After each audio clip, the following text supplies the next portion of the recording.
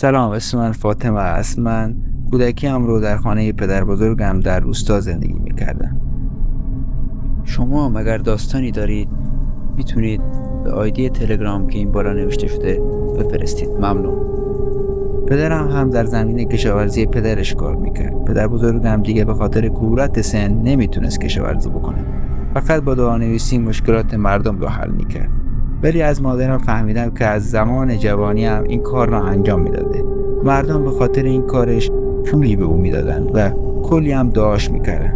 بعد از 5 سال پدر بزرگم به خاطر سکته قلبی در خواب درگذشت. بعد از درگذشت پدر بزرگم ما ناچار داخل خونه او زندگی میکردیم. در یک شب من از روی کنجکاوی کودکانه به سمت اتاق اون خدابیامرز رفتم.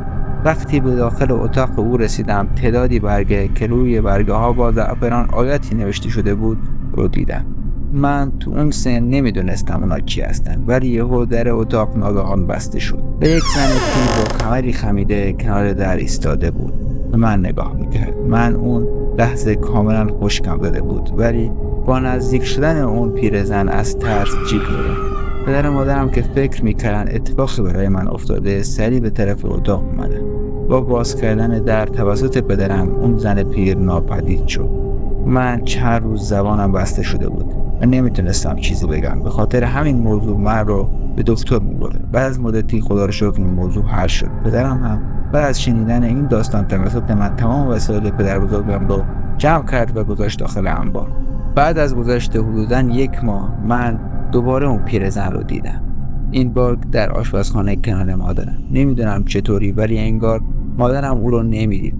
اون موجود داشت یه چیزی رو از داخل بدن مادرم بیرون میکشید. من یک صدا سر دادم و به مادرم گفتم برو کنار، که اون لحظه اون موجود نگاهی به من کرد و با یک جیغ ناپدید شد.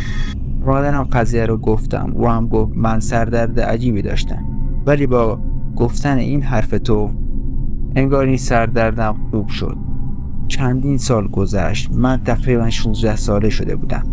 یک روز من بعد از شام رفتم که بخوابم، ولی چون فردا امتحان داشتم مجبور به بیدار بودن و خوندن امتحان بودم. حدود ساعت 1 شب بود. همه خواب بودن. من هم رفتم آشپزخونه که غذایی بخورم، ولی احساس کردم از پشت سر چند سایه سیاه دارم به من نگاه میکنن. برگشتم دیدم همون پیرزن با یکی دیگه موجود که بدنش کلاً از مو تشکیل شده بود به من زل زده بودن و انگار اون پیرزن داشت من رو به اون وجود کنارش نشان میداد.